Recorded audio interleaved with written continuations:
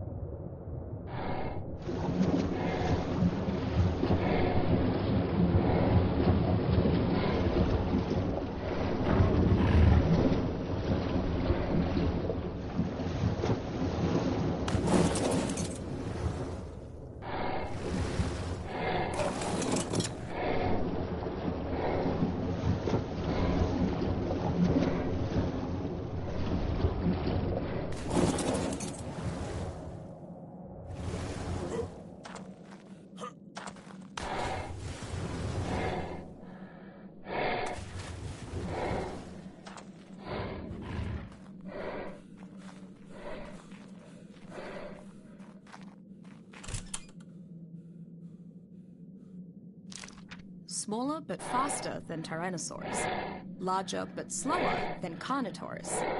Allosaurus therotribus is the island's resident pack-hunting theropod.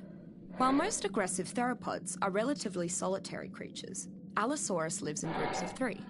One Allosaurus is the alpha, while the others are its mates, or a beta male. Like humans find value in forming a tribe, the Allosaurus has evolved to hunt in packs. Its saw-shaped teeth leave its prey bleeding and maimed, making escape difficult. Once an Allosaurus slows a creature with its cutting bite, the rest of its pack quickly closes in for the kill. Not everyone thinks a tamed Allosaurus is ideal. Those who appreciate speed generally tame Carnotaurus, while those who value raw stopping power tame Tyrannosaurus. However, riders of Allosaurus tend to respect the utility of its alpha pack status, which along with its bleed-inducing attacks and relative mobility, can effectively turn the tide of a combined arms battle.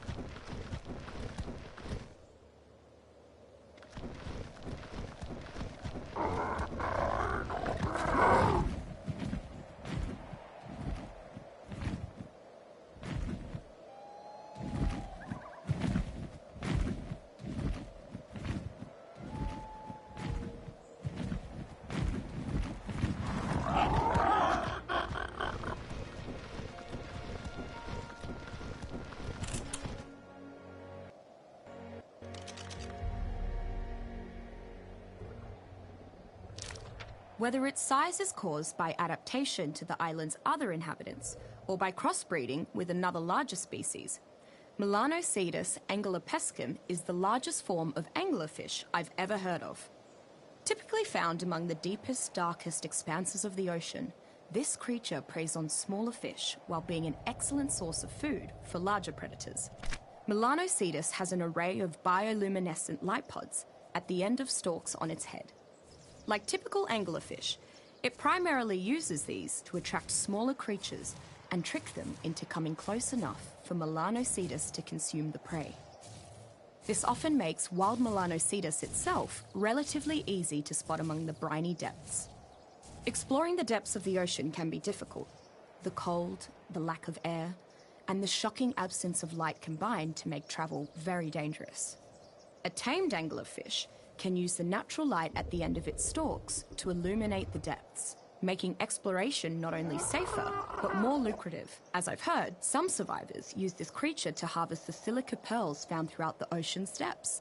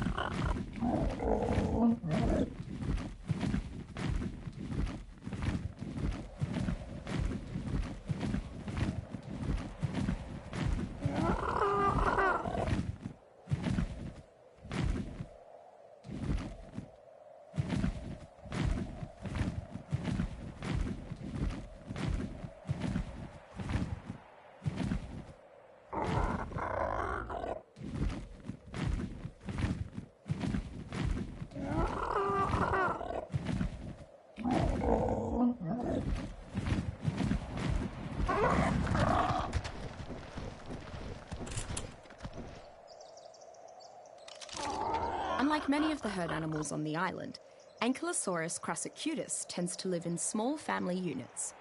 I believe they can afford to stick with smaller groups because of their incredibly thick skin, for which they're named. Despite not being among the largest of the island's herbivores, Ankylosaurus is one of the more difficult creatures to take down. Its thick, armored skin seems to make it more than a match for several of the mid-sized predators that would otherwise hunt it. Reckless carnivores are just as likely to hurt themselves on Ankylosaurus spikes as they are to get hit by its tail. Without a doubt, the best trait of a trained Ankylosaurus is its enormously dense tail. This tail is powerful enough to quickly shatter the resource-laden rocks of the island. One of the wealthier human tribes on the island utilizes a squad of ankylosaurs in its mines and quarries. The creature's affinity for metal enables it to carry raw ore at an effectively reduced weight.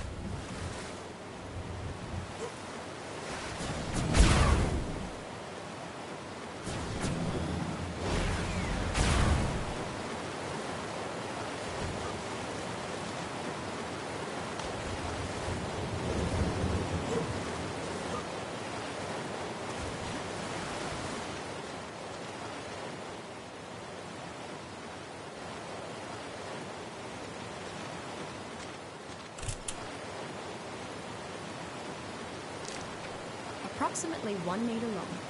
The Archaeopteryx magnumilvum is a primarily tree-dwelling protobird.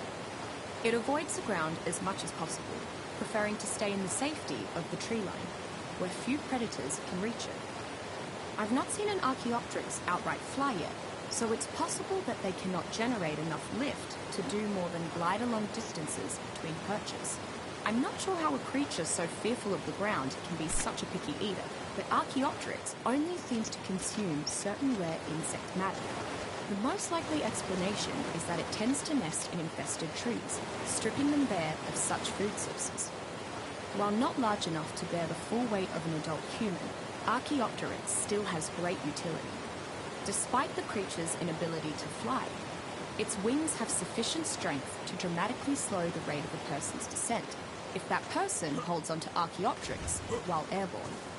Taming Archaeopteryx can be somewhat troublesome though, as it refuses to eat most common food sources and glides to prospective safety at the first sign of any interloper.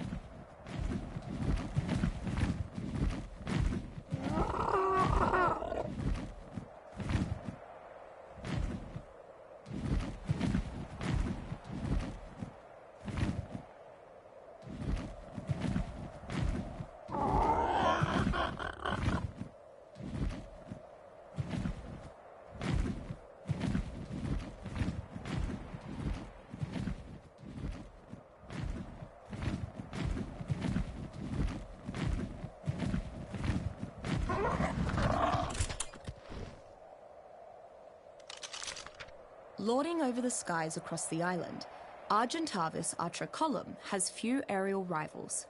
It is a small consolation for the island's other avian creatures, then, that Argentavis seems to have little interest in anything alive. Argentavis is actually slower than the island's far more common pteranodon, but it possesses significantly more stamina and can sustain flight for approximately 3 times as long. Its weighty stature, in comparison to the pteranodon, allows it to utilize its talons to support the weight of an additional passenger.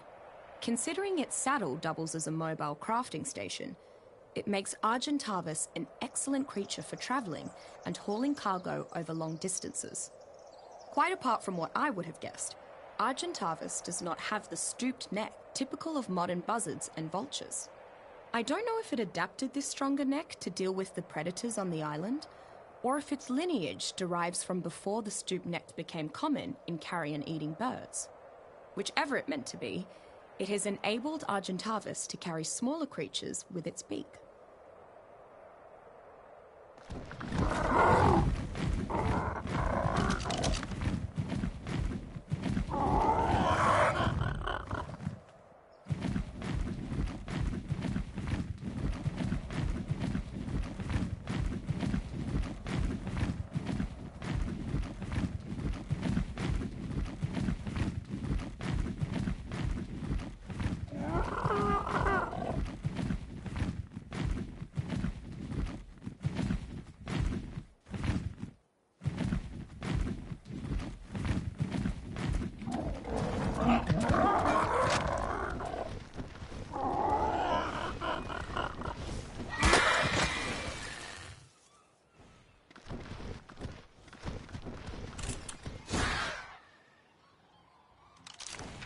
The fact that this creature exists is enough to give me a nightmare.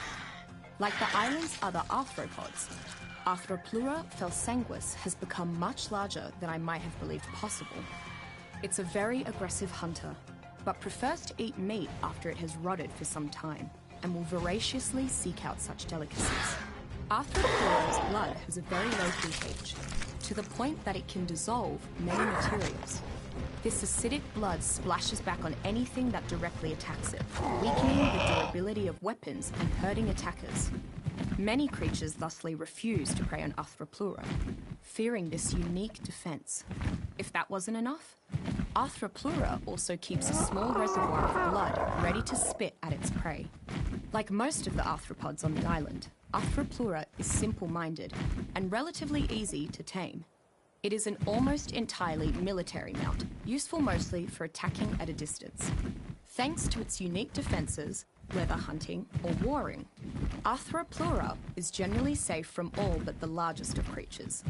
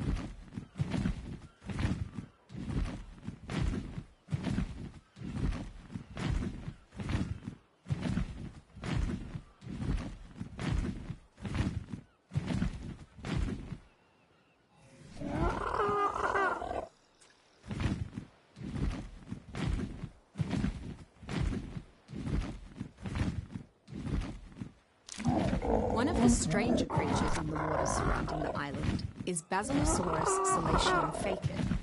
It's a powerful swimmer, which is adapted to the shallows so remarkably well that it rapidly recovers from injuries when near the water's surface.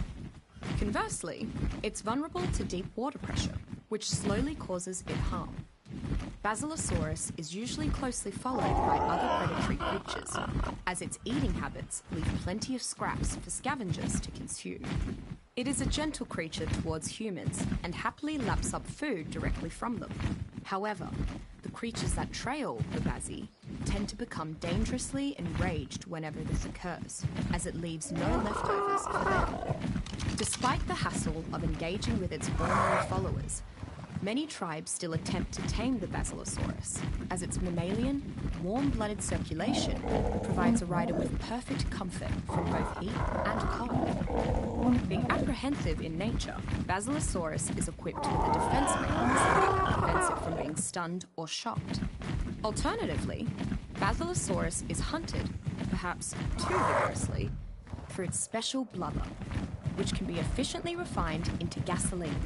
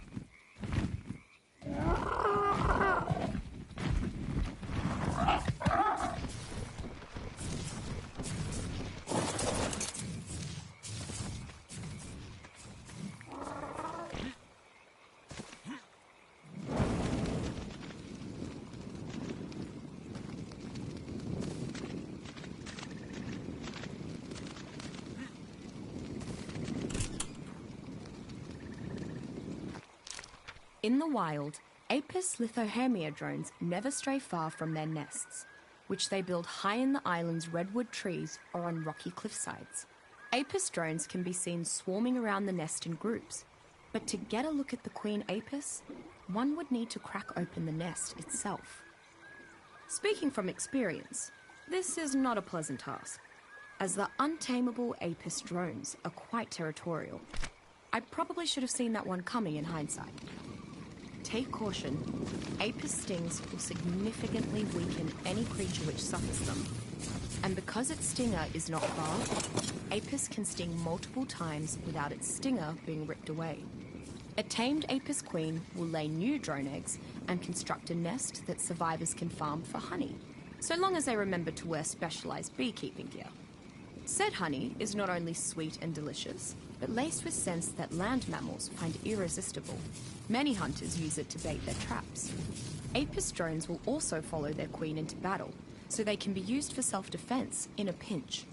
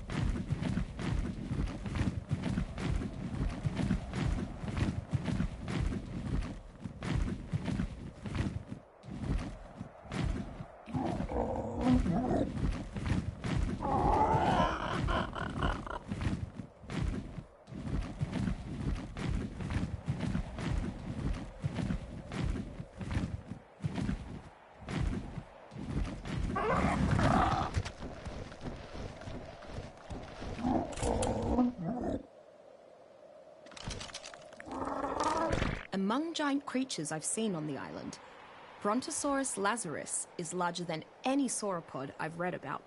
In fact, the dinosaur is so massive that it serenely ignores most other creatures. I've seen a pack of raptors tear apart small dinosaurs while Brontosaurus continues eating, seemingly oblivious to the hunting pack. Because of how docile it is, the Brontosaurus makes for an ideal pack animal. Peaceful tribes use it to carry incredible quantities of resources, while warring tribes use it to mobilize their army. Its size and strength make it one of the unique creatures on the island that can support a platform saddle. Unfortunately, its enormity means that the process of taming a Brontosaurus can take a very long time. Some may think this is an Apatosaurus, Dreadnoughtus, Argentinosaurus, or some other sauropod. But this is a strange island, and I'm the one doing the research. I'm convinced that this genus is Brontosaurus, and no one can tell me otherwise. My study, my rules.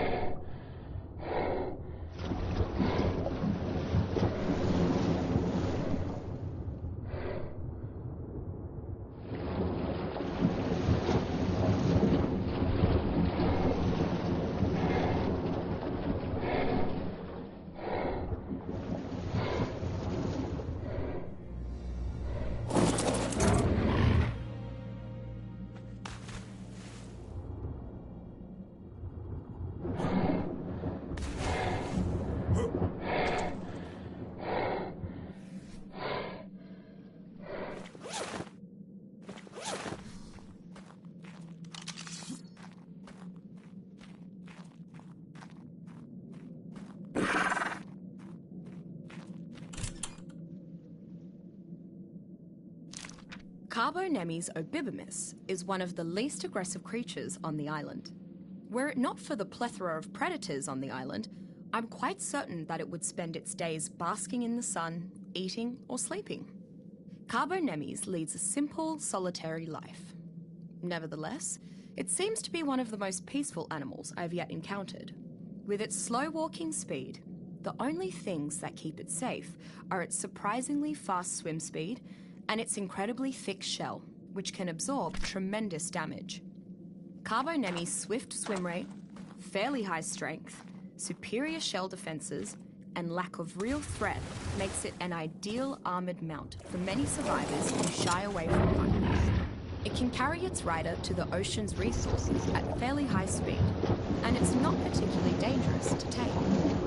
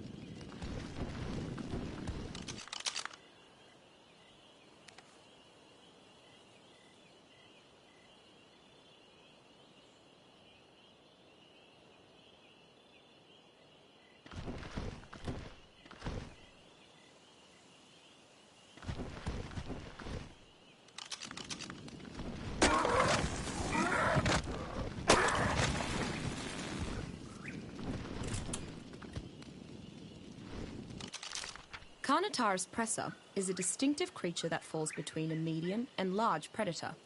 It lives primarily on flat, clear ground, where it can capitalize on its speed. Additionally, it seems to have no qualms about running away from larger predators instead of fighting. The horns of the Carnotaurus seem to be used more for fighting rivals than actual hunting. This doesn't mean the horns aren't dangerous, though. They can still eviscerate larger prey. Carnotaurus is one of the smaller and more compact of the large predators.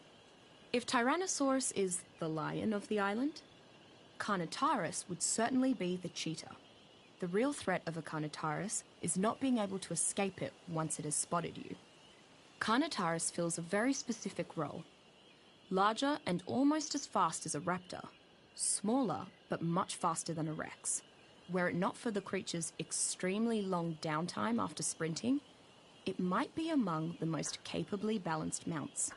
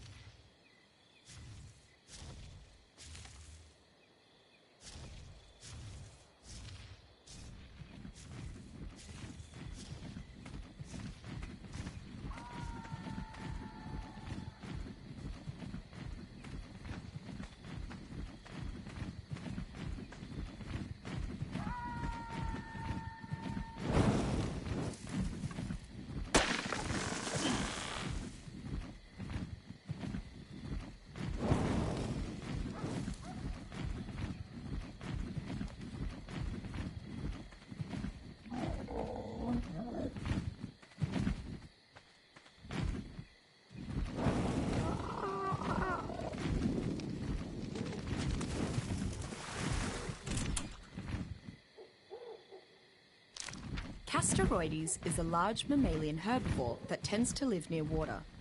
Unlike other larger beaver species, this one retains the chisel-shaped teeth of modern beavers. As is typical for beavers, they build dams as habitats, but the larger creatures on the island have a tendency to trample them. As a result, finding unsullied dams in the wild is quite rare. Castorides itself doesn't seem to realise how dangerous the island is. I don't know if it's simply too dumb to notice the dangers, or if it just doesn't care. But Castorides happily goes about its day, playing in the water and gnawing on wood. The value of a tamed Castorides is obvious from its physiology. The creature naturally gathers wood extremely efficiently, far more than most species on the island. It's not the strongest creature, so it can only carry limited amounts, but it is a natural lumberjack. Hey, go!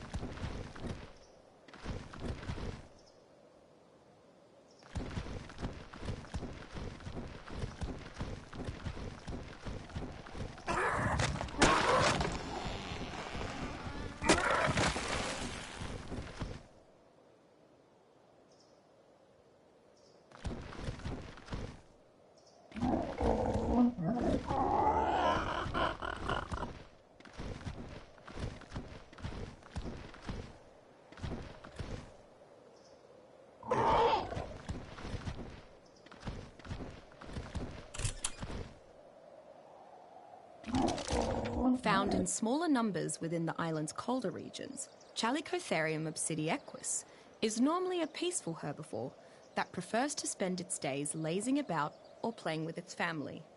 It is very territorial, however, and the entire family, young and old, will turn against an encroaching creature at just the slightest provocation. A memorable theme to stumble upon is a group of Chalicotherium playing. One odd playtime activity for Chalicotherium is hurling large balls of snow or mud rocks at each other. Smaller creatures in the area shy away from Chalicotherium during this exertion for fear of being buried in snow or gravel. While many creatures are useful while attacking a fortress, Chalicotherium can be trained as mobile artillery. Its unique playtime habit becomes a rather devastating long-range assault tactic when it is given boulders to throw, rather than snowballs.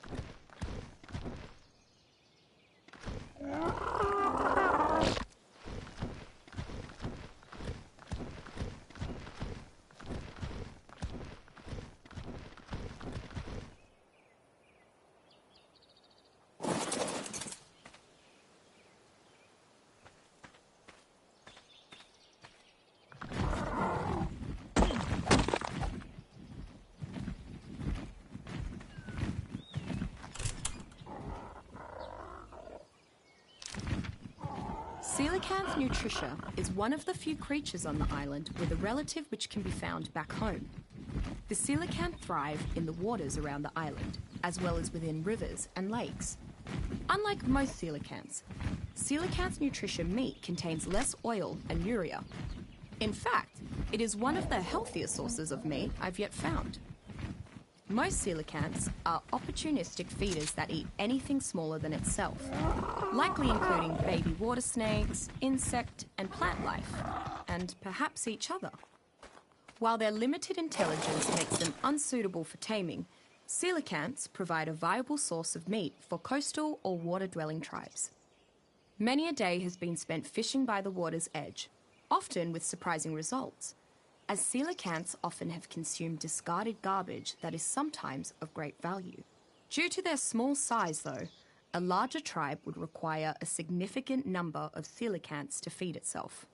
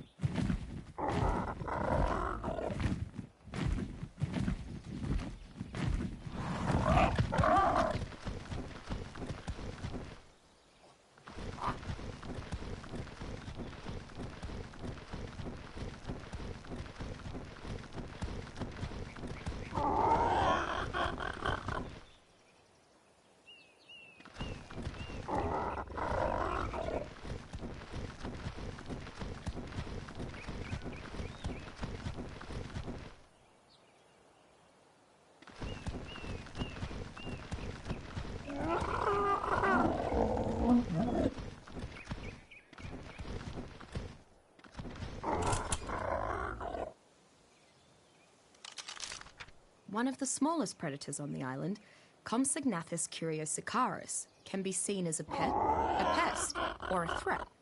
While alone, Compsognathus is not dangerous or aggressive. In larger packs, however, it remembers its underlying carnivorous nature. After a group of Compsognathus grows to a certain size, their pack mentality always seems to embolden them to attack. For some reason, Compsognathus is not naturally afraid of humans. Rather, it seems to be quite curious about humans and their instruments of survival. They tend to be drawn towards humans out of this curiosity, and then call their packmates to help explore their discovery. This usually leads to aforementioned pack aggression, with dangerous results. Compsognathus gain increasingly significant attack power and speed when in close proximity to other Compsognathus, as their pack aggression takes over their behaviour. Additionally, their distress call carries quite far, rapidly alerting the tribe and its pets to danger more efficiently, and increasing the likelihood of forming a so-called compy gang.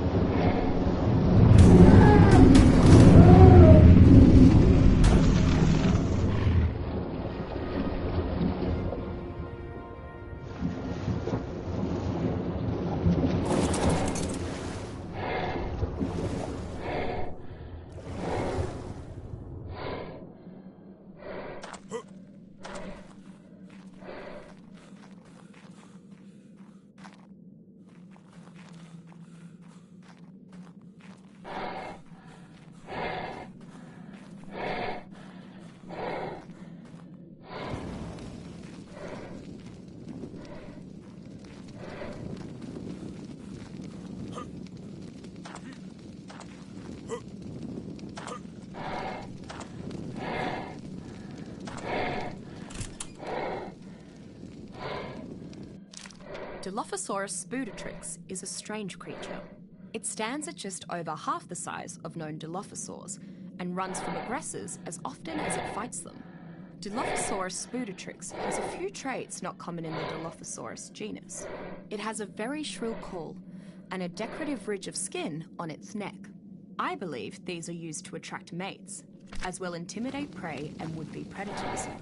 Instead of attacking its prey outright, Dilophosaurus spudatrix spits venom to weaken and paralyze it before moving in for the kill.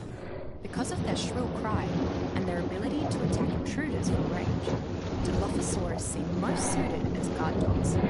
Due to their small size, they are not suitable as mounts.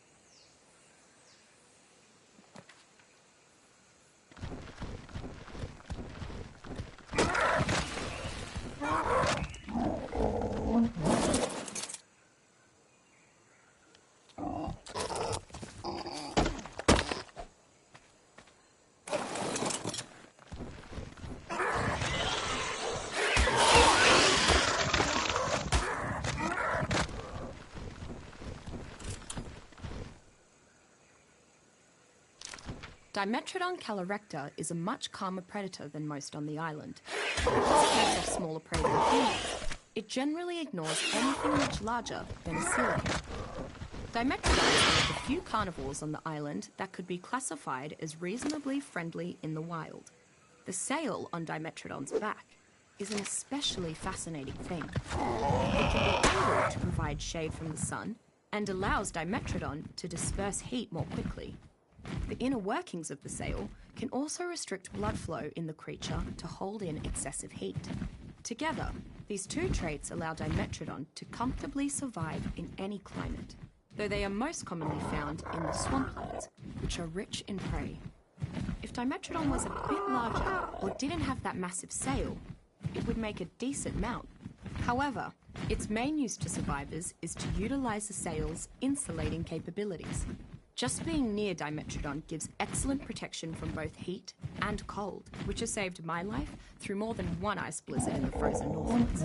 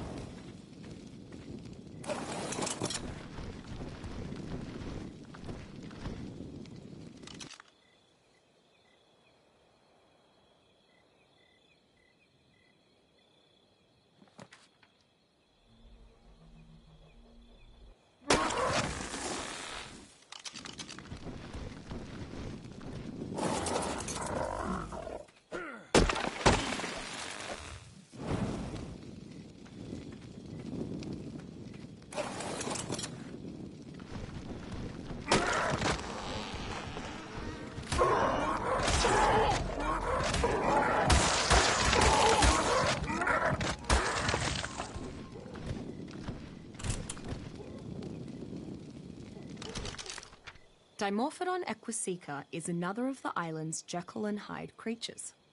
It is normally passive, sometimes even friendly. When provoked, it becomes very aggressive, even against larger creatures it has no business fighting, often to its own fatal end. Dimorphodon can make short work of smaller opponents, however, due to its large, but lightweight skull and teeth. Barely over a metre tall, Dimorphodon should be low on the food chain, but its incredible speed and surprisingly strong bite make it fairly dangerous, especially en masse, as they tend to attack in groups. A flock of angry or hungry Dimorphodon can take down prey several times their size, so survivors should take care not to hunt near where a flock is gathered. Dimorphodon is one of the creatures on the island that is easily domesticated for companionship, but its use in combat is also quite clear. It will hunt in large groups to seek out enemy dino riders directly, harassing them to no end, regardless of the might of their mount.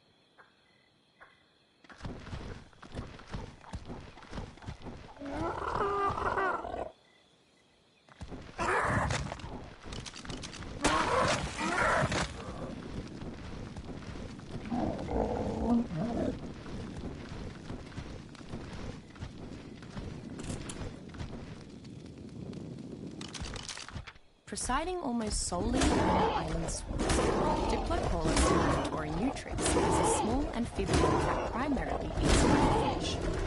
It rounds out what I consider to be the middle model of the ecosystem, feeding on the tinier, non-insect creatures of the island, while itself being a common snack for larger herbivores.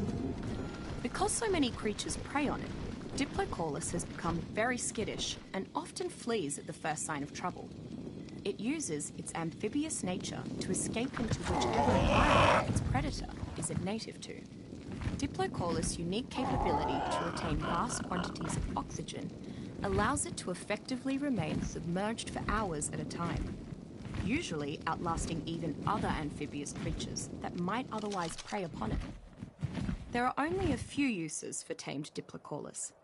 It is primarily kept for the rather disgusting practice of employing a Diplocaulus as an oxygen bag. Diplocaulus stores air in the bladders of its head, and divers can suck from these bladders to take deep breaths while submerged, supporting long-term underwater exploration without the use of external gear. Surprisingly, Diplocaulus is also extremely efficient when it comes to hunting trilobites.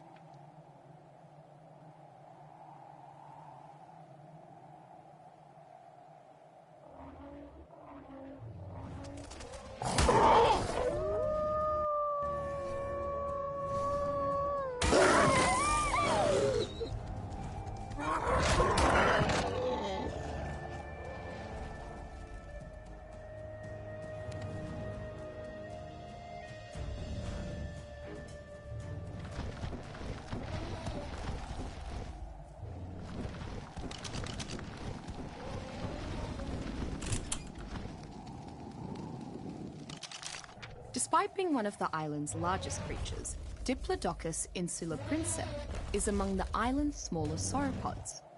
Instead of size and intelligence, Diplodocus developed faster maximum speed and greater endurance. When fully matured, it generally only reaches about half the size of the rather enormous Brontosaurus.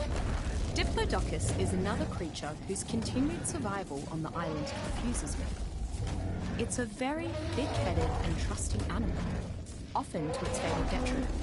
It never flees from predators until after they've attacked it repeatedly, preferring instead to make numerous fruitless attempts at friendship. For some strange reason, Diplodocus trusts humans so much that it doesn't seem to fight back against them.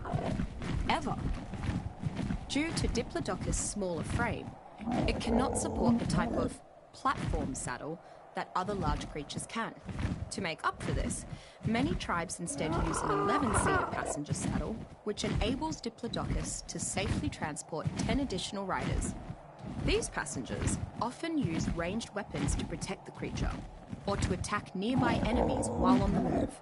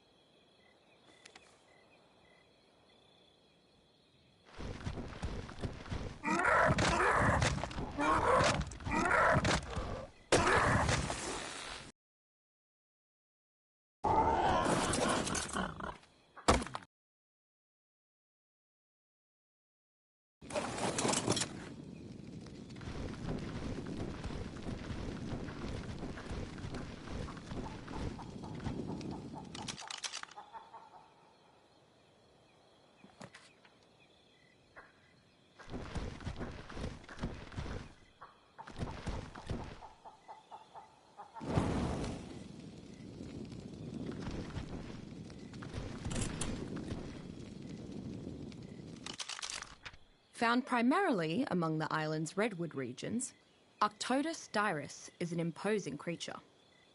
Many on the island have started calling it a dire bear, a name which is appropriate both due to its enormity and its territorial nature. The dire bear ignores most non-hostile creatures, while going about its daily routine of scavenging for meat and edible plant life.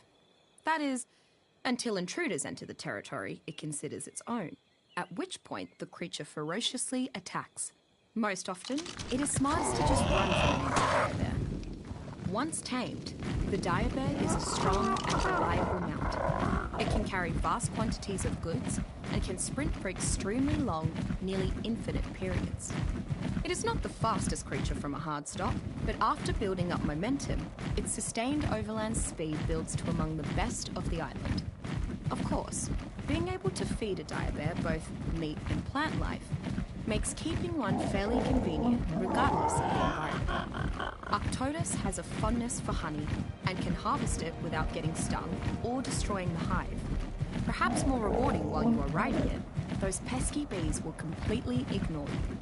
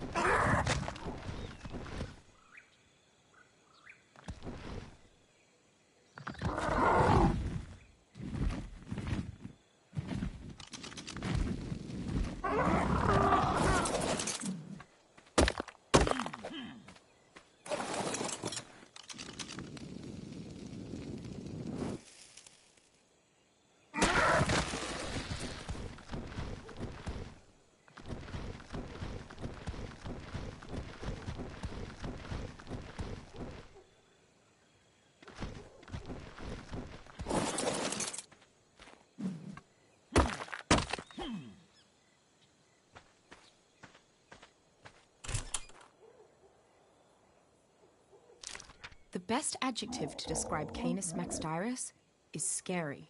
This pack animal is a cunning and brutal predator, capable of taking down prey of nearly any size. In addition to being a vicious hunter, it is the size of a small horse, meaning even the largest predators aren't necessarily safe from the packs. Unlike most creatures on the island, Canis is a dedicated pack hunter and rarely hunts alone. When in a pack, Canis are naturally spurred to fight for their lives with increased effectiveness, while the most experienced Canis will be designated Alpha and gain an even stronger enhancement. The species has an incredible affinity for teamwork.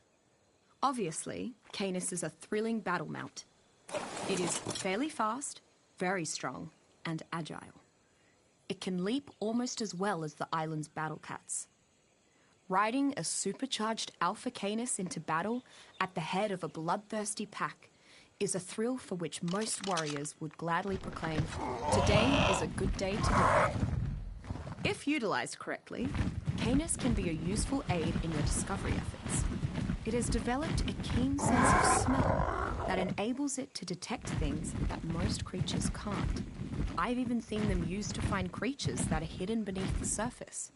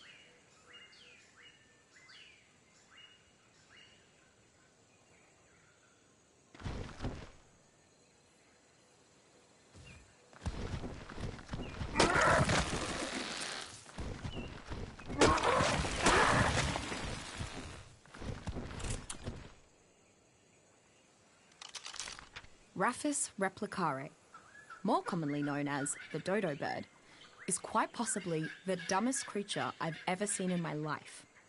It wanders around the beaches of the island, pecking berries off bushes and being eaten by all manner of carnivore.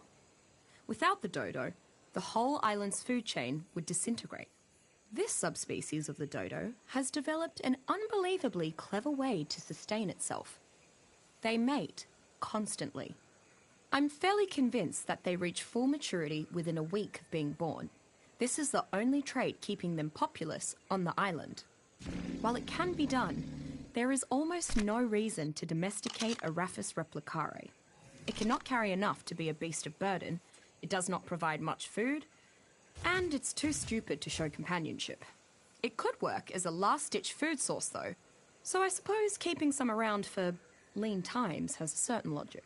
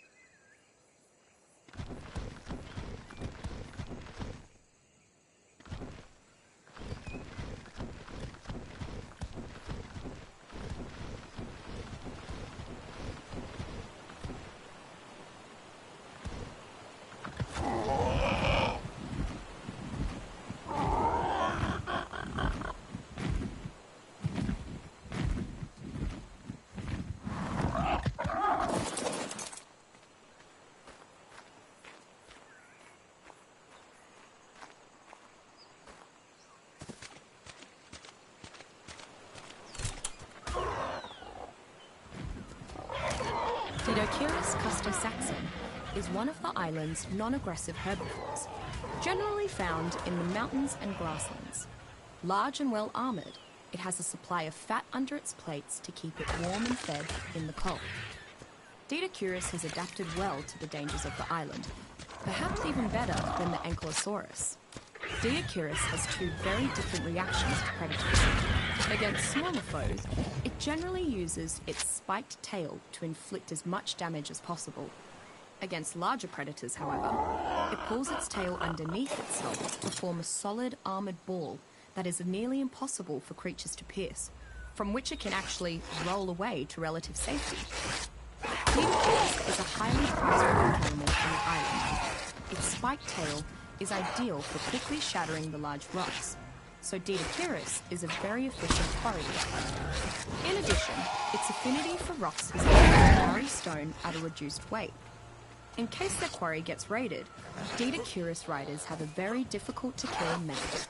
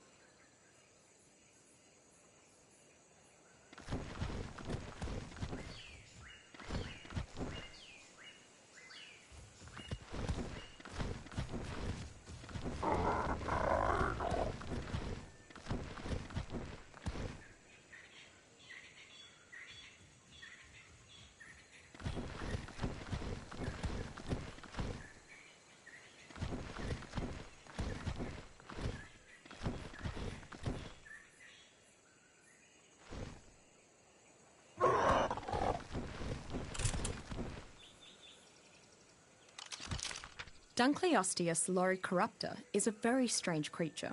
It is a fairly large fish, covered head to tail in armoured plates, with incredibly powerful jaws. It tends to eat the island's water-dwelling crustaceans, trawling the seabed, as it is not fast enough to catch most of the smaller fish.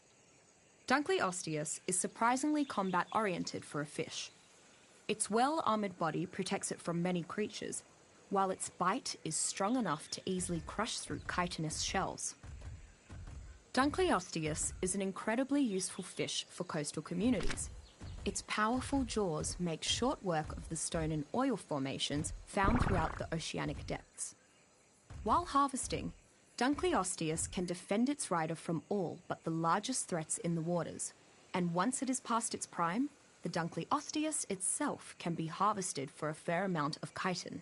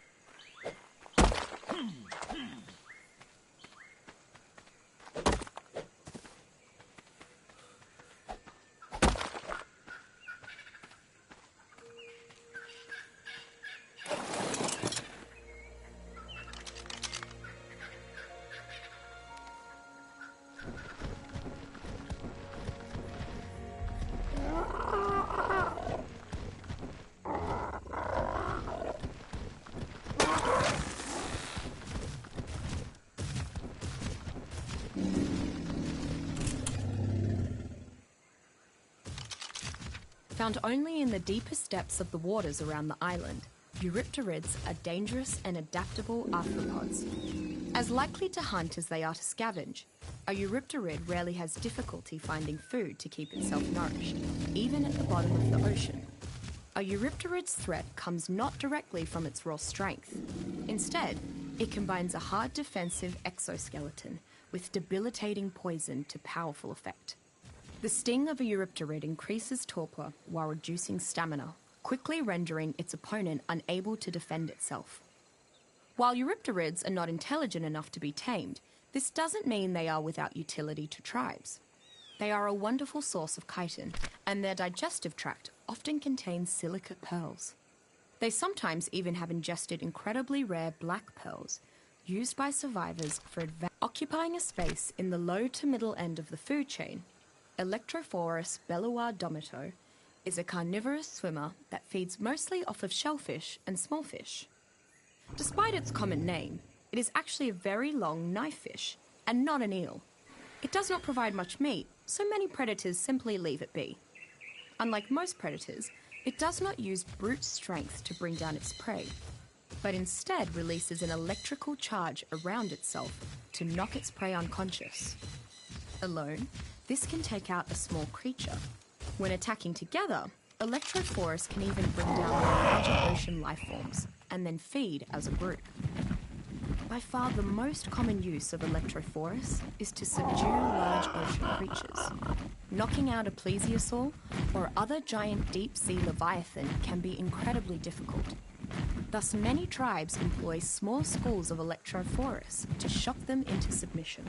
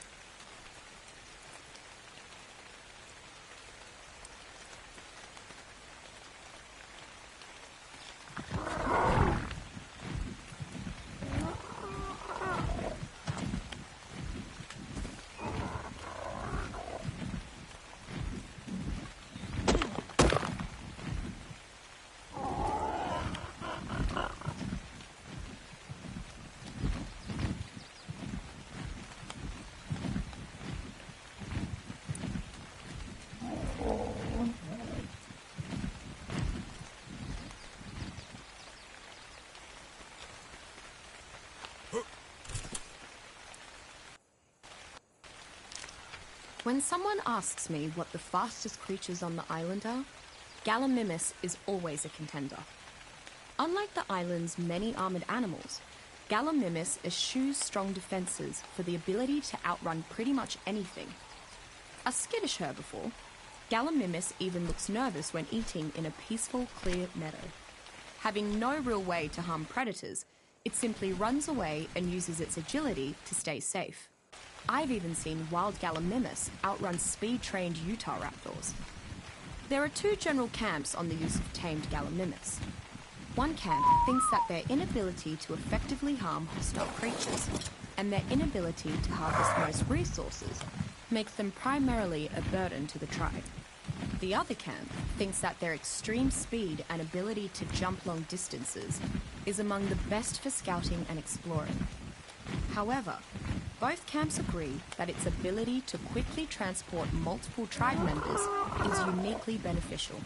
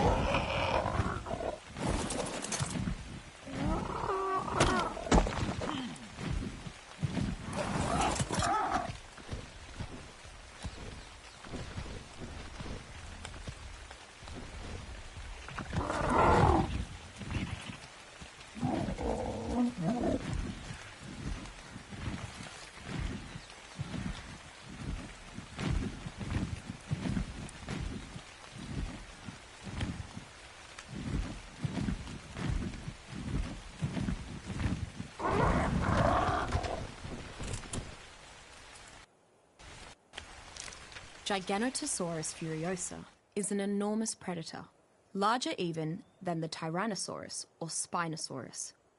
Getting cornered or run down by a Giganotosaurus can mean certain death for nearly any creature. Fighting a Giganotosaurus directly is never a good idea, as its rage rapidly grows with every hit it takes. With this rage, it builds increasing reserves of energy to use, making its iron-jawed bites progressively more deadly and enhancing its stamina. Add to this the fact that its huge body also enables it to take a tremendous amount of punishment, and you have a creature that is generally better avoided or outsmarted than attacked head-on. Taming Giganotosaurus is a dangerous prospect. Its rage reaction, even when tamed, can sometimes cause it to briefly turn on members of its own tribe. Indeed, it may even throw off its rider if it has been sufficiently angered. And yet, the sheer size and immense power that the Giganotosaurus possesses means that some factions endeavor to tame it as a fear-inducing capital beast of war, even at great risk.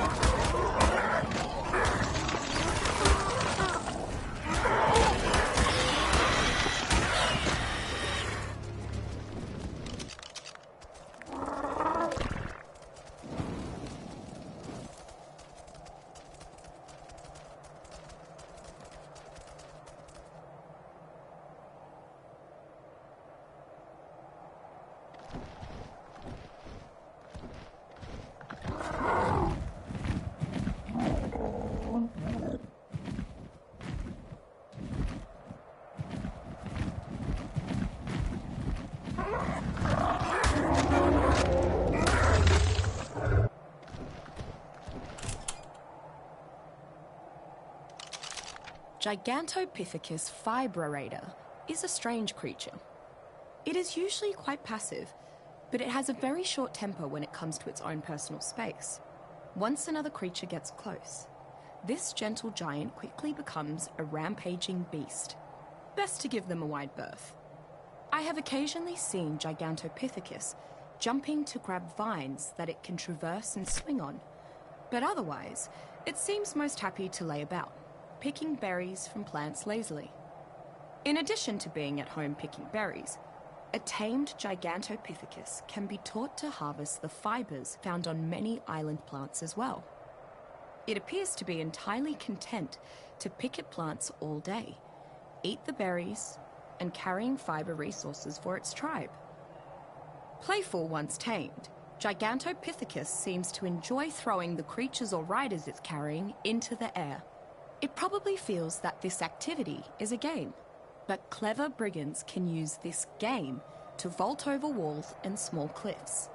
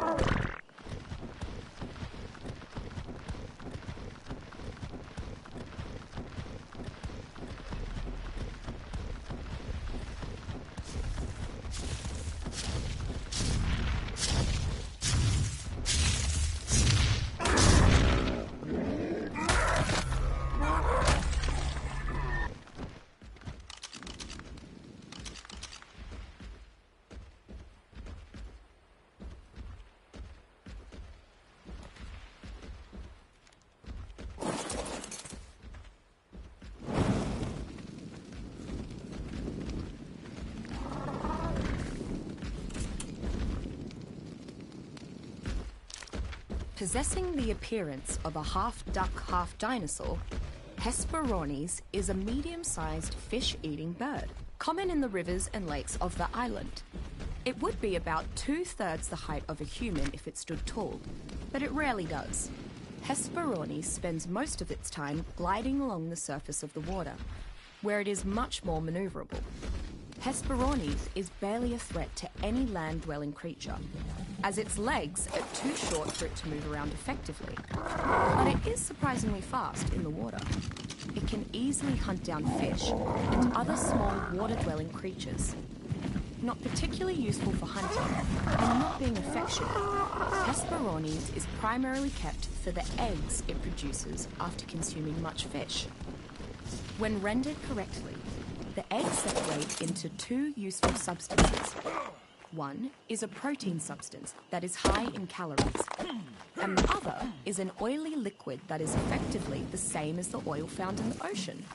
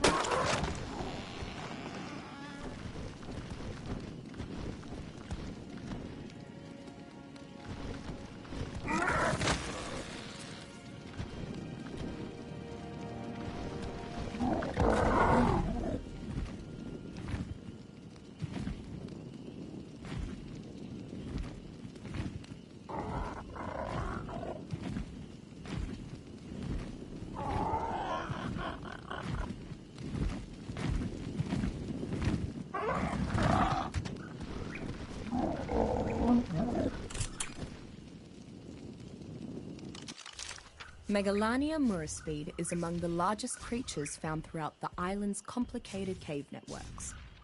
Reaching up to 3 meters long, it can traverse vertically up cave walls with little difficulty thanks to its powerful claws. Fortunately, Megalania's size means it is unlikely to sneak up on you. Unfortunately for spelunkers, it is an aggressive and dangerous creature nonetheless. Like other Varanidae, Megalania is a venomous creature.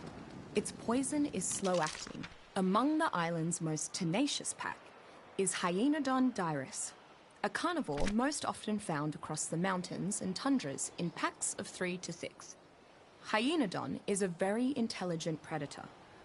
Before engaging, it determines if the payoff for a fight is worth the risk of injury. Hyaenodon often prefers not to fight unless there is an already weakened prey or a fresh carcass nearby. This temperament changes quickly, though, near the presence of injured creatures.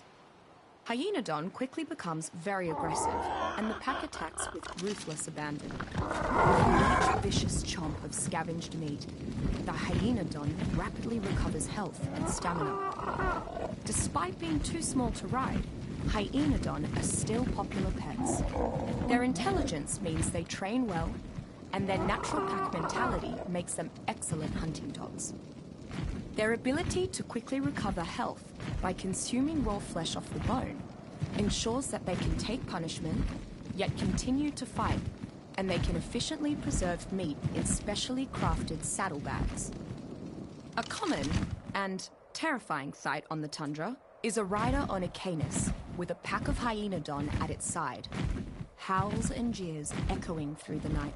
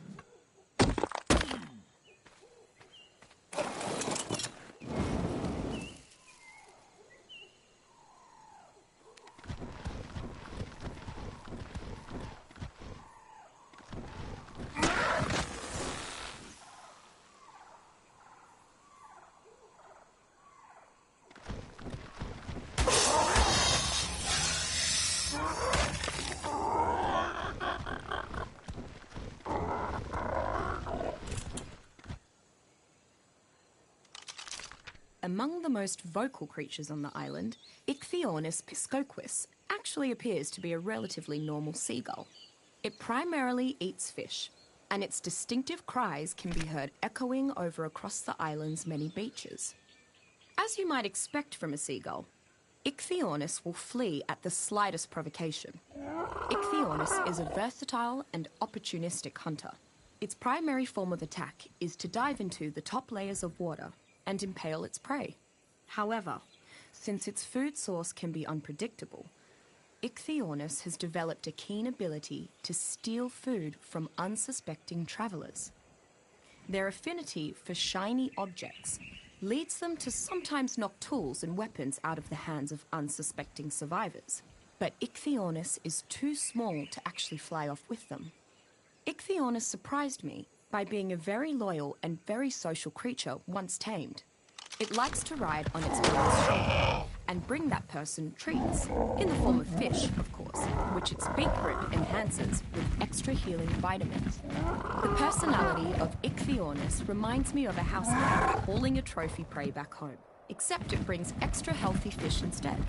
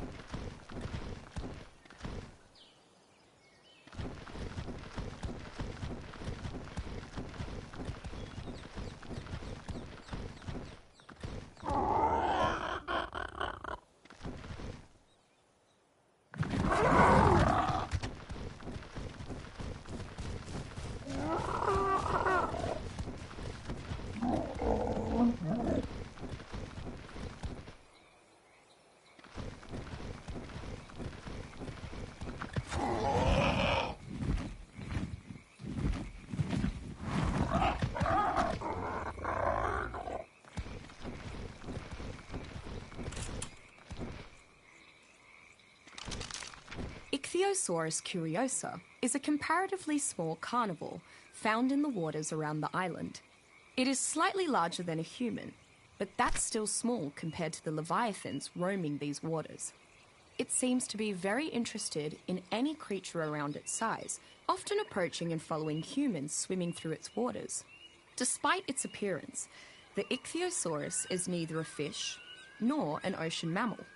Like many creatures in the waters around the island, it is actually an aquatic reptile. I can't think of a better mount for someone starting to explore the island's seas and waterways. Ichthyosaurus is a comparatively fast swimmer, and even in the wild will cozy right up to you and try to figure out what you're doing. Taming these is actually pretty easy, as they seem to love humans and will be fed and tamed without the use of violence.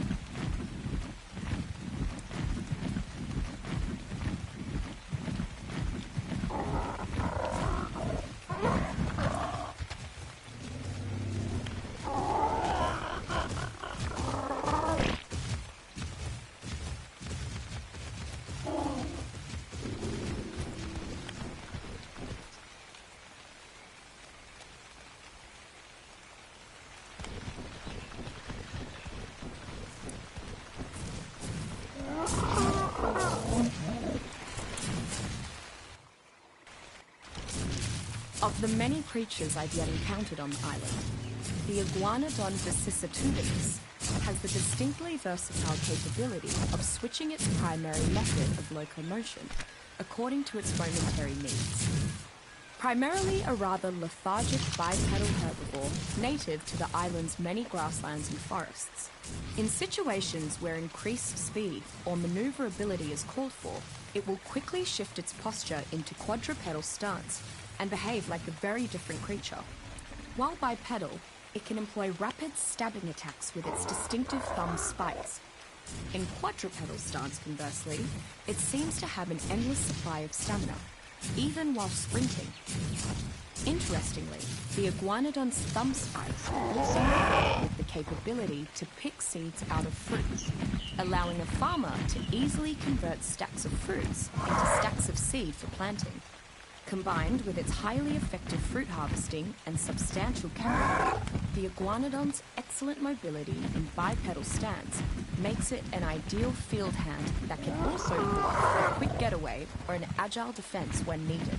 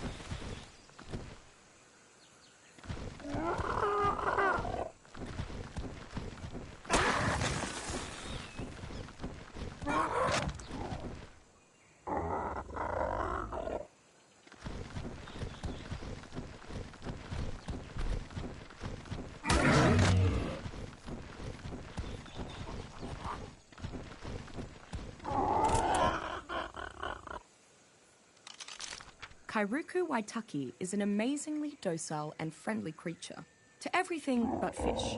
Honestly, I'm not quite sure how Kairuku manages to stay populated across the island's colder climes, with the many predators stalking these frozen lands.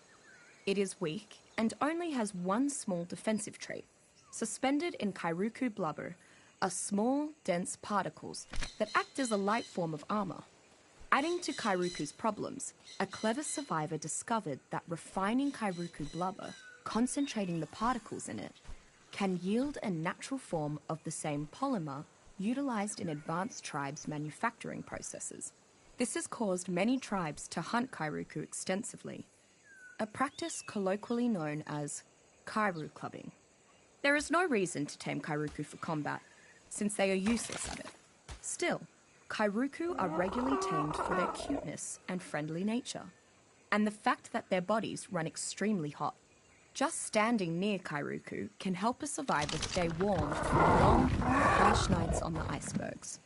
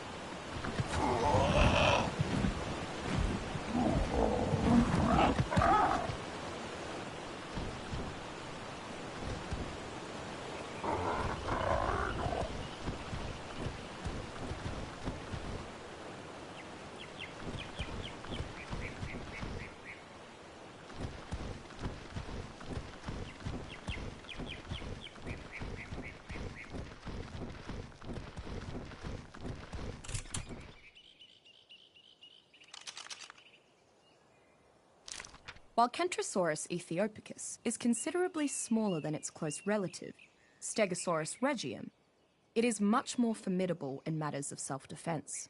In fact, it is arguably the pound-for-pound champion of not only the Stegosaurus, but when encountered in close-knit fighting packs, ranks atop the island's herbivorous dinosaurs in general.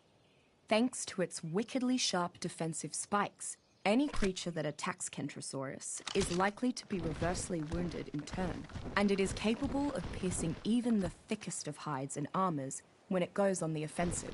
I have personally witnessed the Kentrosaurus fell much larger predators in a single such impaling maneuver.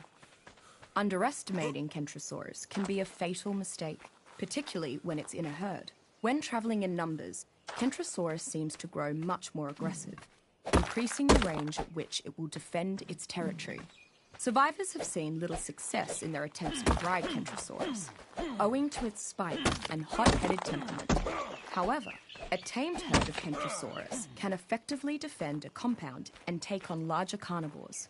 Once impaled by its attack, the Kentrosaurus slams the attacker onto the ground continuously, helping to turn the tide of a pitched battle.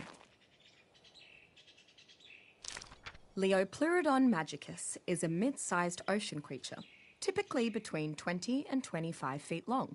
I've yet to directly encounter one myself, but from the tales other tribes have shared, it compares to no other on the island. The rumours indicate that this beautiful creature has magical properties. However, the sightings are so rare, it's hard to decipher old tribes' tales from the underlying truth.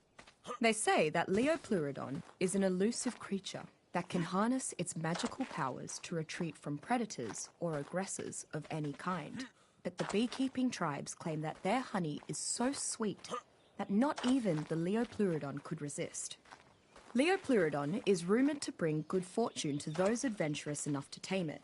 With the Leopleurodon by their side, tribes have apparently managed to obtain treasure beyond their wildest dreams. Supposedly, even after you've gained its favour, it remains incredibly aloof, and will eventually use its abilities to escape even the strictest of captivity.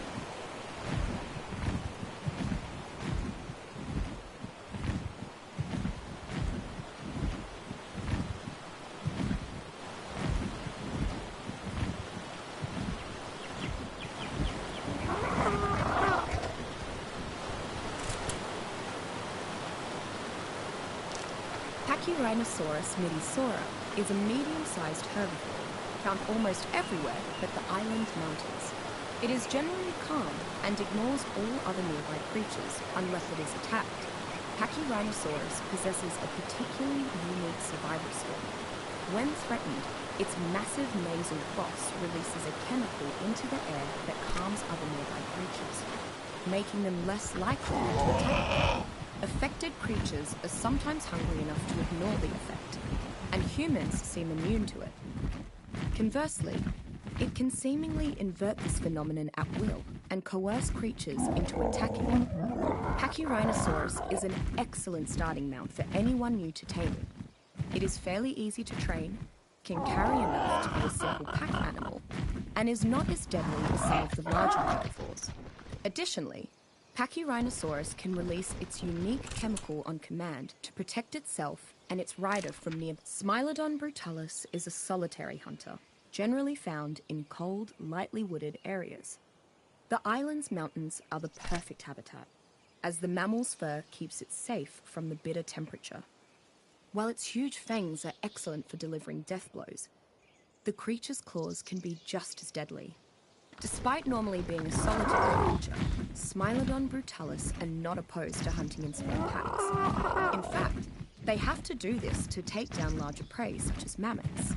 Enough saber-tooths can take down a Carnotaurus, perhaps even a Tyrannosaurus. Either way, Smilodon brutalis should not be underestimated. While not as fast as raptors, there's no denying the saber-tooth's increased resilience and power. In addition, well-trained saber-tooth can be taught to use their claws to flay corpses. This may sound horrible, but it is among the best ways to quickly gather large quantities of hide from the giant beasts.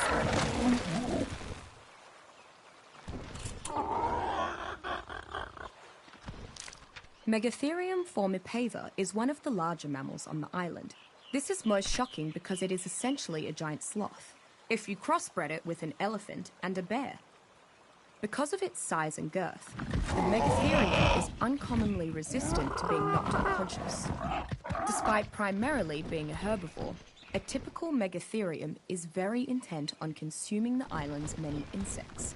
It is particularly adept at removing their insides without damaging much of the shell, maximising extraction of chitin. The otherwise slow and peaceful Megatherium becomes faster and aggressive in the presence of these creatures. Megatherium is an incredibly useful creature to tame. So long as you don't intend to fight other tribes, its enormity, high resistance to torpor, and voracious attitude toward insects and arachnids makes it ideal for farming large quantities of chitin from the bugs of the island, or simply defending against them.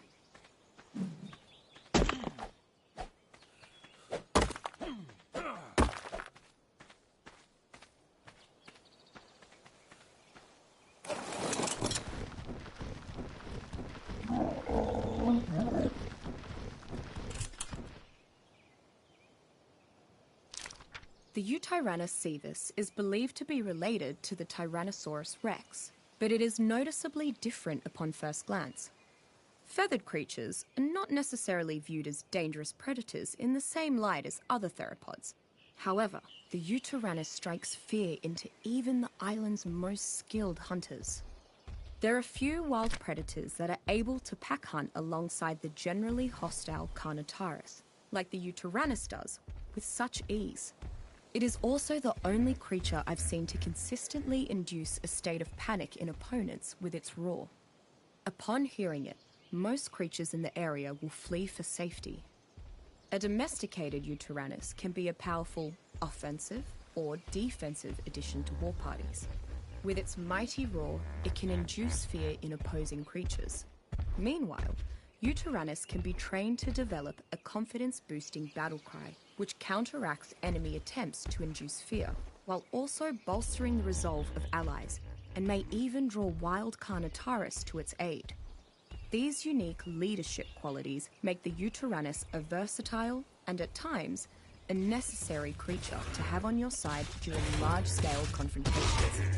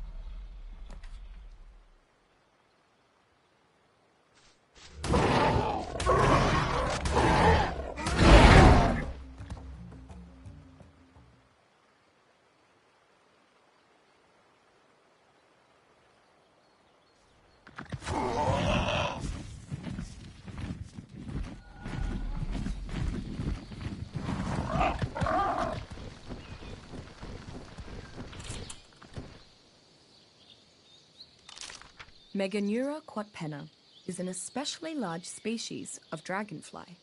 Actually, it is a type of griffinfly, an extinct species of invertebrate that looked similar to dragonflies. Like most griffinflies, Meganeura is carnivorous, but it is typically not aggressive towards humans unless provoked or challenged for food. It lives primarily in the wetter, heavier, wooded areas, such as the jungles. Meganeura is a natural predator of most of the smaller insects on the island. Though not often aggressive, Meganeura will not turn down a free meal. They quickly appear in large numbers to scavenge off the victims of Pulmonoscorpius, rendered unconscious and unable to defend themselves. Of course, the insects do have to avoid the Pulmonoscorpius itself. I have noticed it is unwise to disturb a flock of feeding Meganeura. The size of the insects on the island confounds me. The way these creatures diffuse oxygen should limit their size, but Meganeura and other bugs seem to be able to advance beyond this restraint. If there is more oxygen in the air, this could explain Meganeura's growth.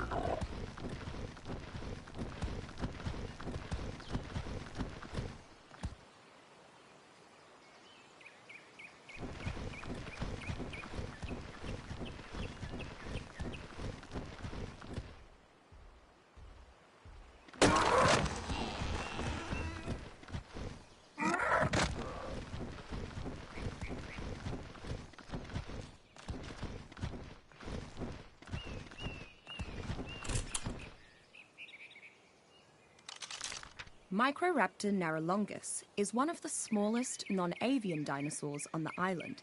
Incredibly fast for its size, Microraptor is a voracious carnivore, aggressive towards anything regardless of size. Microraptor fancies itself an apex predator. It will attack humans on sight, especially if it's not alone. When hunting, Microraptor's speed is only one of its assets. While not quite capable of sustained flight, its wings allow it to stay aloft for several seconds while jumping. This allows Microraptor to attack its prey's vulnerable areas, as well as search for small river fish. Notable, the creature also tends to use this ability to knock oblivious humans off of their mounts. While not a powerhouse against armed enemies, Microraptor is particularly suited to dismounting enemy riders. Microraptor's natural tendency to attack weaker creatures means they can ignore the mount while attacking the rider with leaps of fury.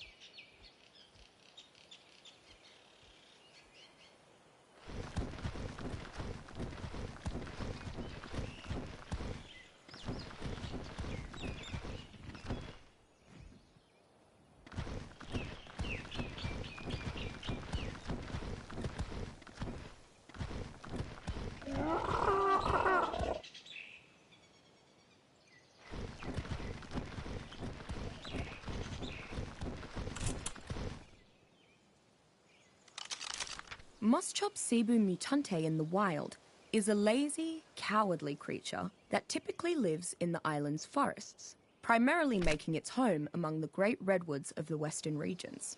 It survives by being extremely flexible in its eating habits and completely averse to fighting. It never starves, since it can eat just about anything. It runs at the slightest provocation, but is still often preyed upon. What makes Moschops particularly interesting is what it can be trained to do with its eating habits. With a versatile palate and tough teeth, Moschops can be tamed for a unique ability. Over time, it can be accurately taught exactly which things to gnaw, increasing the likelihood of harvesting the specific resource its master desires. For example, teach it to prioritize chewing prime meat, and prime meat will be easier to harvest from the flesh it consumes. Likewise for rare plant materials, and so forth. Just don't expect Moschops to protect you though. Even after taming, it will quickly flee when enemies are nearby. Regardless of being fed well, increasing its strength, or how much affection you shower, Moschops retains its inherent cowardly nature. Its lack of combat might deter the use of this companion, but the ability to ride Moschops while making use of its diverse harvesting is a rare treat.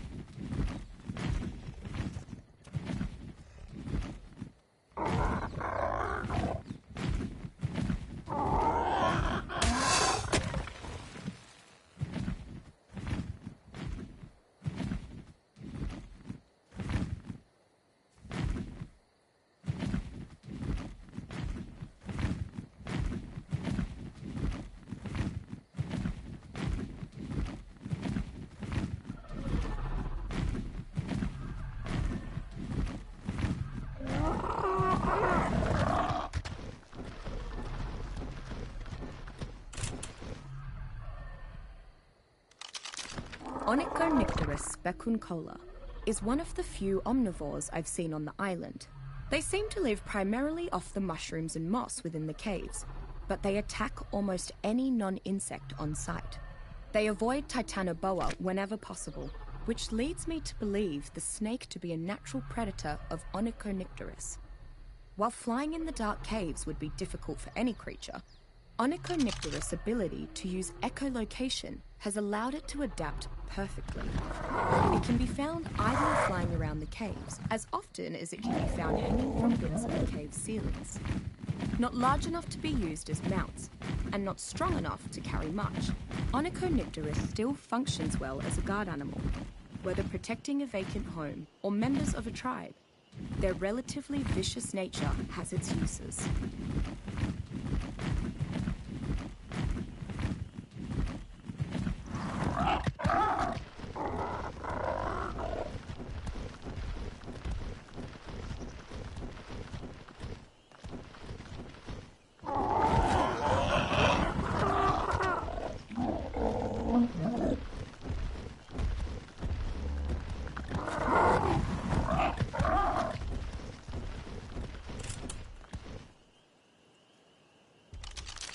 Oviraptor philodictor is a small to medium-sized carnivore, common in the jungles and beaches of the island.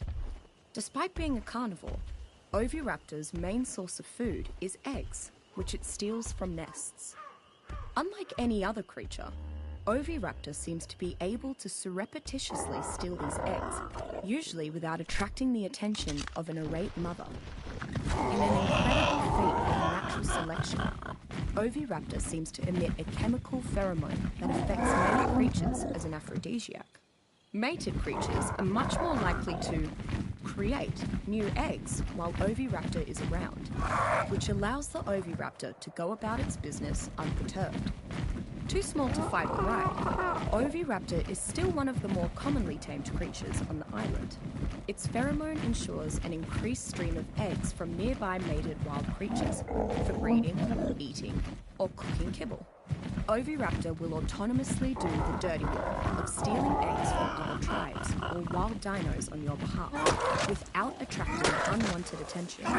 They also make quite adorable sounds, so many children simply like to keep them around as rather strange companions.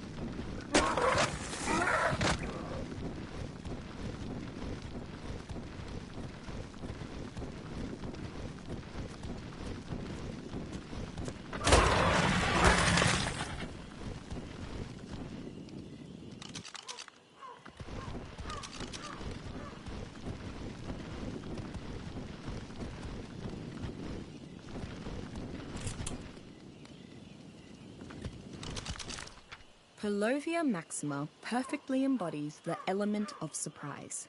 Though nyctodopids such as Palovia were once thought to be herbivores, I discovered that this creature is in fact a patient hunter of the most intelligent sort. After burrowing beneath the jungle floor, Palovia enters a state of hibernation and can go extended periods without any food.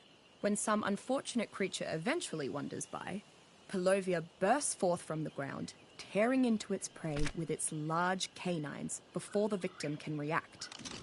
Though Palovia is ill-suited to the life of a mount, its usefulness in staging an ambush or as a village guardian cannot be understated. With a tamed pack of Palovia, one could assemble a literal organic minefield of deadly claws and teeth. However, any ambushes using Palovia must be planned well in advance, as it will refuse to hibernate if it senses any threat nearby.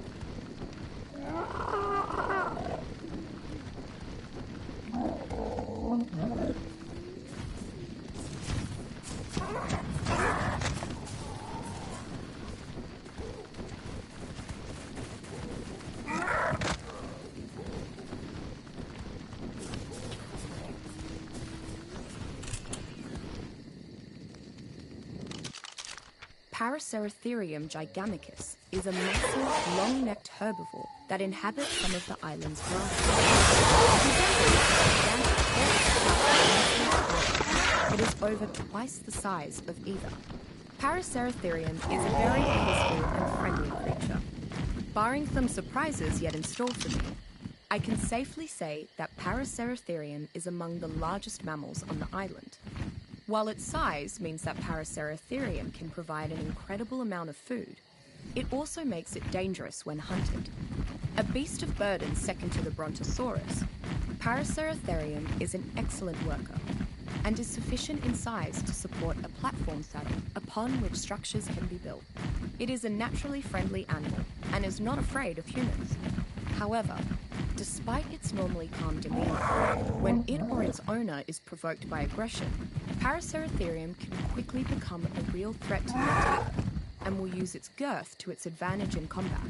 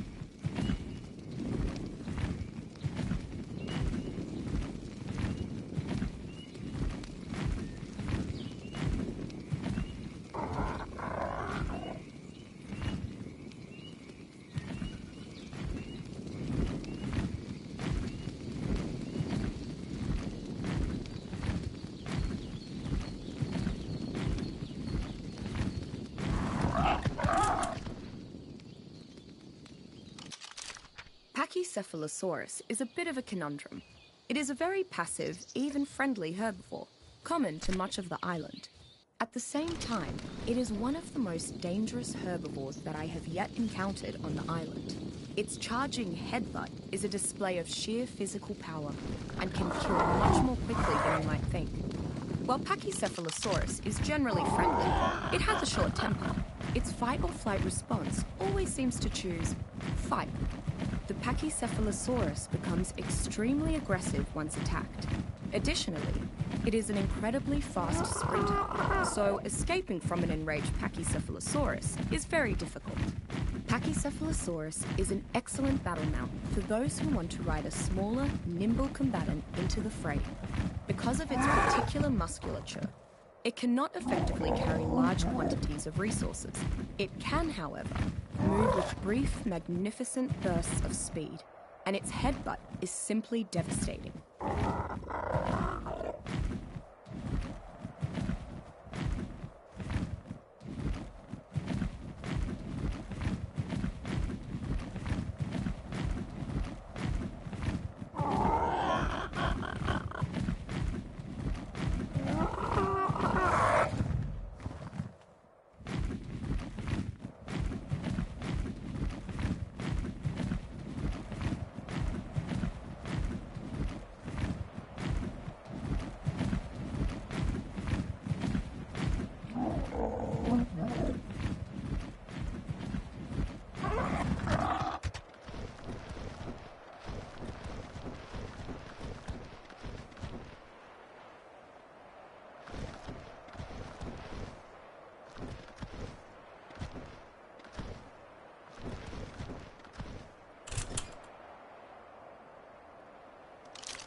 Found along the island's many inland waterways, Lutra peloso have become exceptionally adept at hunting and foraging. This species of otter has to be particularly cunning because of its diminutive size and fierce competition for its preferred food source, fish. It is not a creature that excels at combat and would not naturally pose as an intimidating threat to any predators. Finding packs of river otters is simple enough. They are distinguished by their elongated bodies, bushy tails, and webbed feet. Their trusting and inquisitive nature ensures they are often hunted for their lustrous fur, but many prefer to tame them to become trusted companions.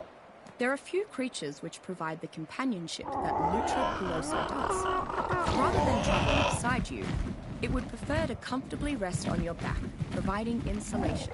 Once domesticated, it can be told to harvest fish on demand, with a specific goal in mind from the fish that it consumes. The otter has a knack for foraging silica pearls, and can even yield a slight chance at finding black pearls within.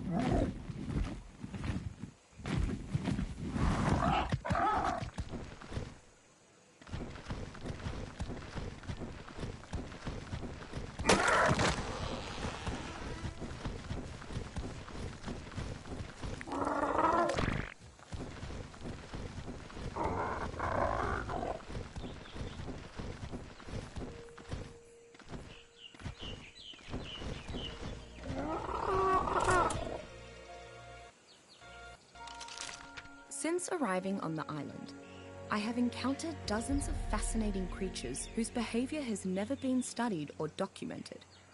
And also sheep. Granted, Ovis arcum is quite different from the modern domesticated sheep, and even from wild sheep species such as Ovis orientalis.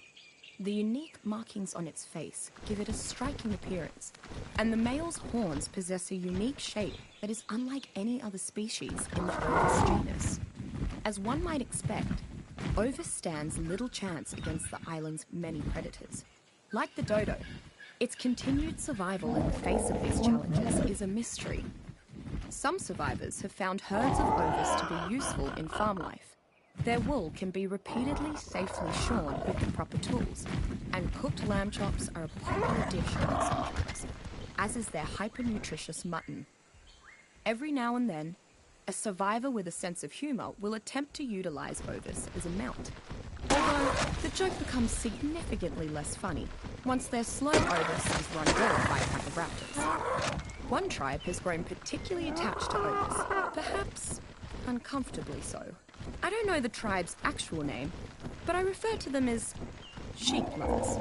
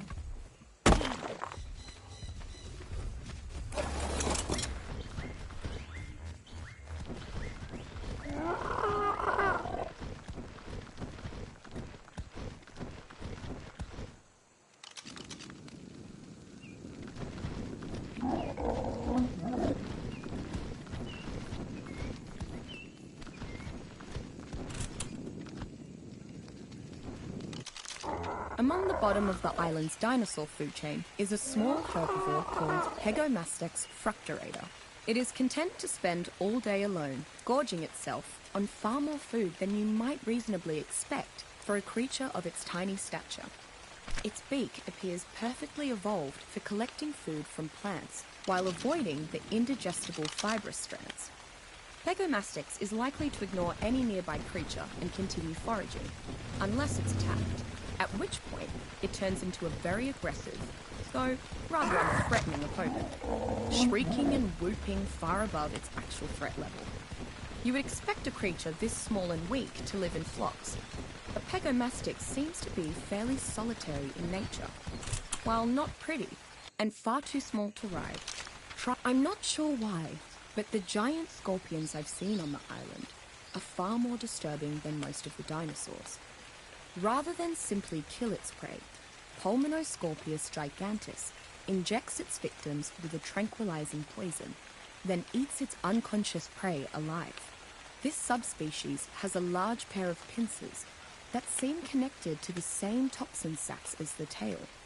I've never seen another scorpion that has this adaptation, but I've never seen another scorpion that's larger than I am either.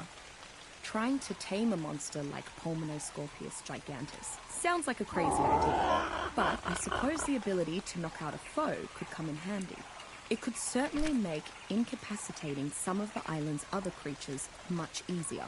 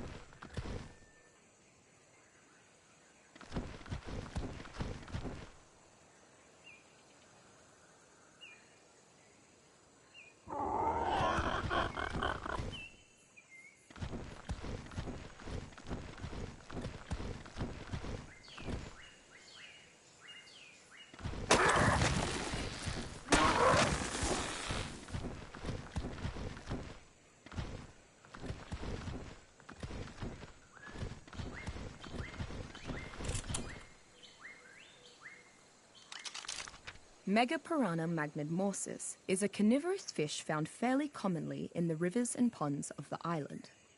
Its bite is incredibly powerful. I've even seen them break through the armored turtles of the island. Megapiranha has one of the strongest bites pound for pound of any creature on the island.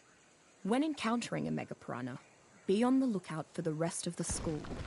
No one megapiranha is an overwhelming threat, but their tendency to swarm prey can make short work of much larger and stronger creatures.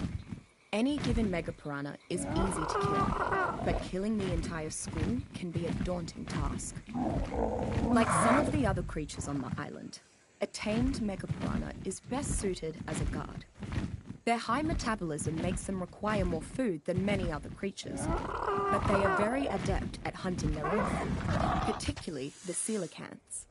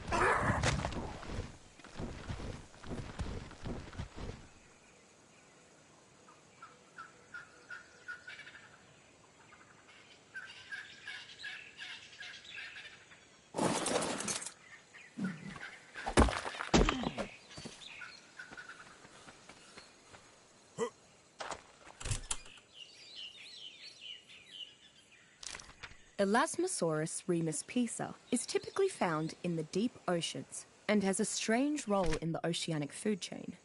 It almost exclusively hunts the smaller creatures in the waters, leaving most even moderately large creatures alone. The sheer size of the Elasmosaurus means that the quantity of food it must eat to sustain itself is nothing short of enormous. Elasmosaurus is a formidable fighter. Aside from the megalodon, I have only ever seen two creatures bring down an Elasmosaurus, a Mosasaurus and human beings. Though I will admit, I have yet to thoroughly explore the staggeringly deep underwater caverns surrounding the island. Much like the Brontosaurus on land, Elasmosaurus is an excellent way to transport large quantities of goods over water. These powerful creatures are in fact so large that they can be used as mobile water bases. Ambitious tribes sometimes build bunkers right onto the backs of Elasmosaurus instead of building cargo ships.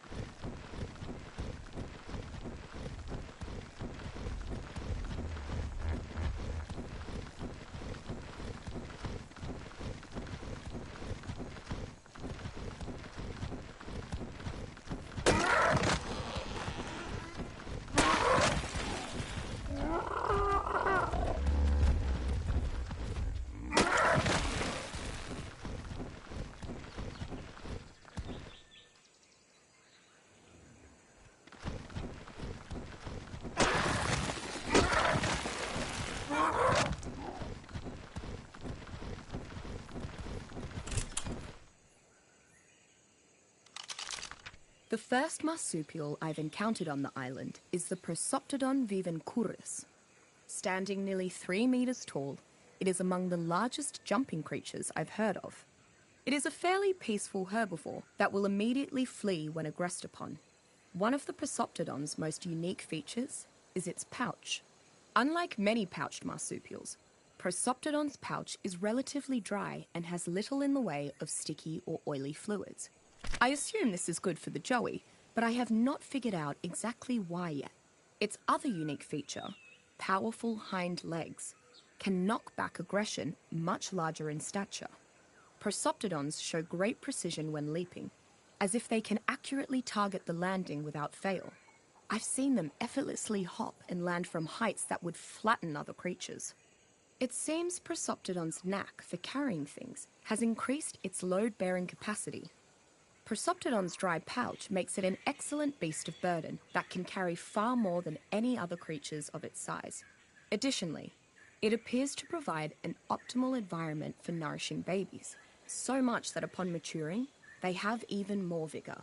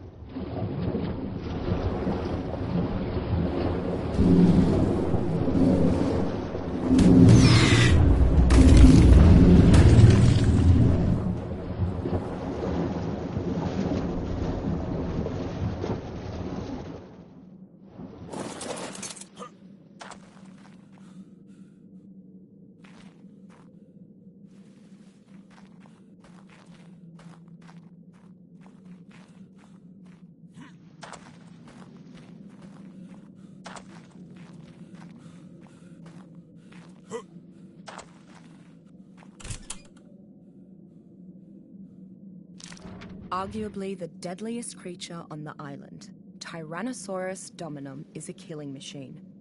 Active mostly when hunting for food or defending its nest, a good plan is to avoid every Tyrannosaurus. It is pure power, from its stomp to its tail. It is not able to intimidate every foe with its roar, but upon hearing it, it might scare the poop out of you. Quite literally. Despite being a different subspecies of Tyrannosaurus, everyone I've met still refers to them as a Rex or a T-Rex. I've long since stopped trying to convince anyone, especially the few who I've encountered wearing Tyrannosaurus teeth as necklaces. Taming a Tyrannosaurus is without a doubt the goal for any warlord or warring tribe. Tyrannosaurus is a fierce battle companion. There is a reason Tyrannosaurus is considered the king of dinosaurs, or in this genus, the lord. Any tribe that manages to tame one has almost nothing to fear.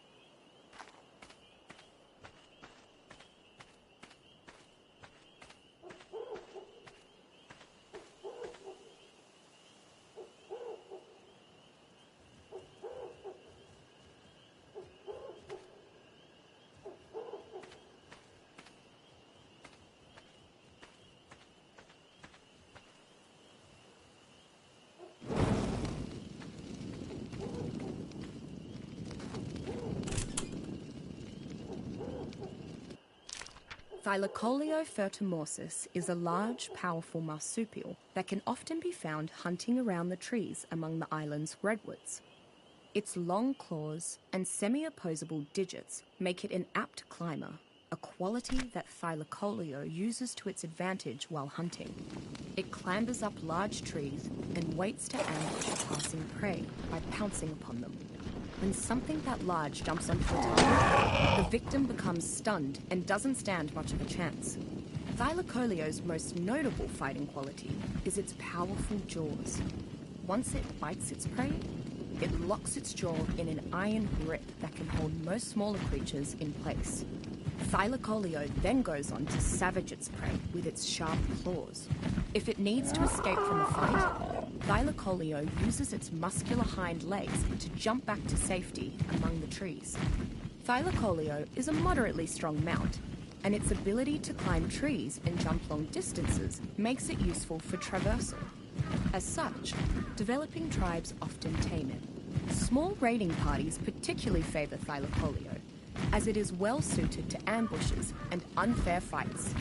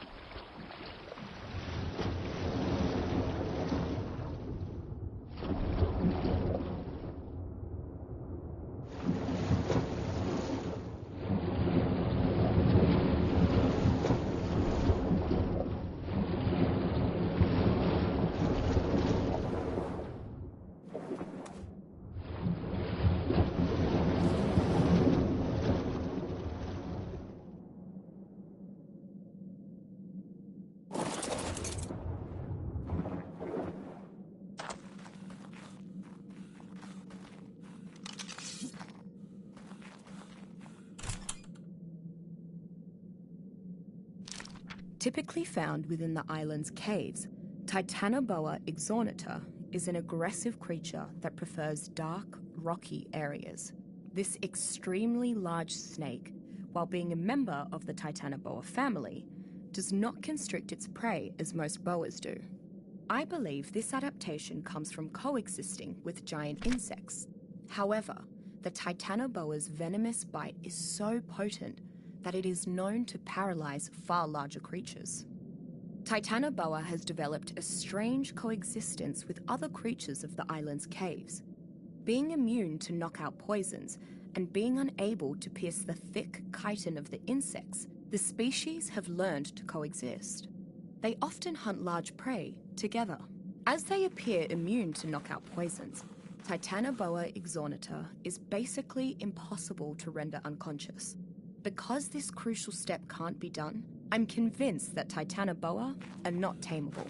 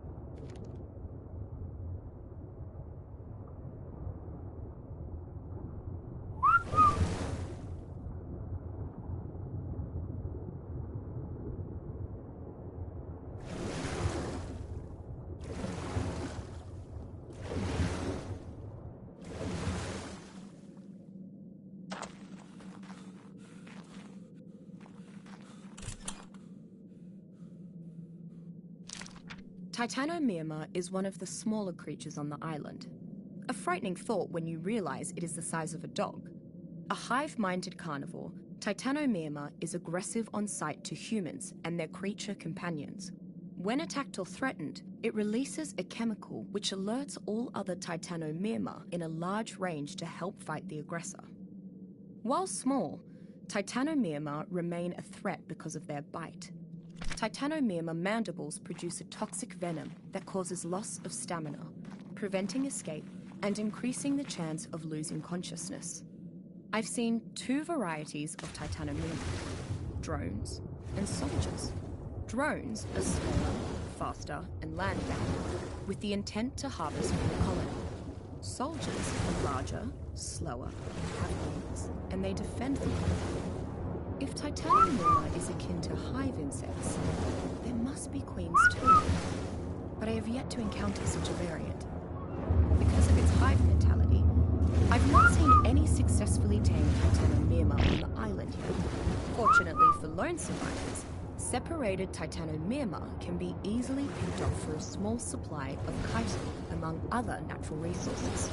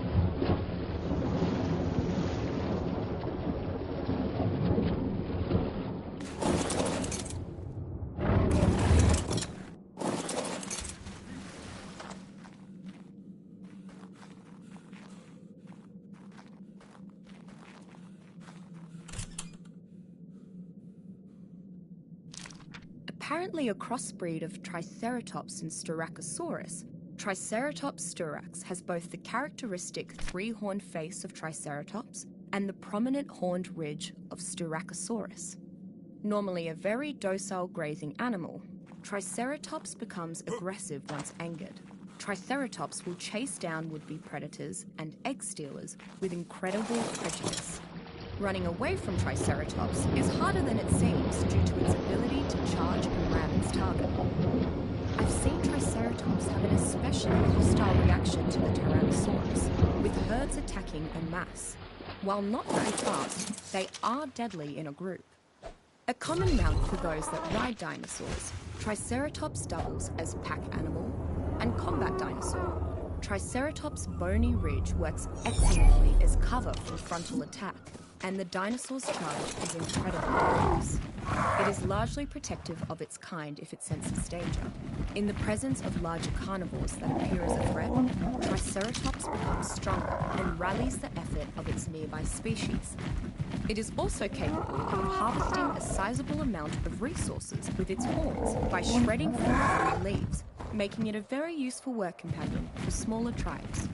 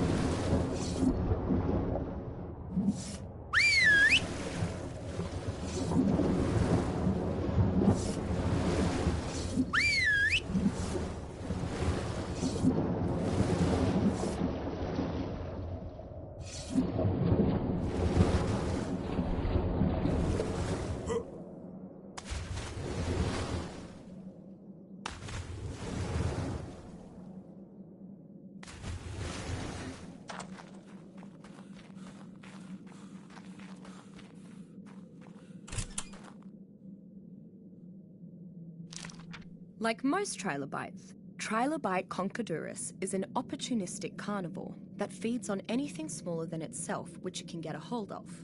A sluggish creature, the trilobite's best defense is its incredibly hard shell. This seems to be a common adaptation for the slower creatures of the island. Trilobite is not a very good source of food. The creature seems to be made mostly out of internal organs and its protective carapace. This is good for the trilobite, as both river and ocean predators are less likely to prey on it if there are better options around. The trilobite does not seem to have enough intelligence to be tamed. This doesn't mean it has no use among resourceful survivors, however. Found along beaches and in the ocean's shallows, trilobites are easily one of the best sources of oil, pearl, and chitin on the island, presuming one doesn't wish to venture into the dangerous caves.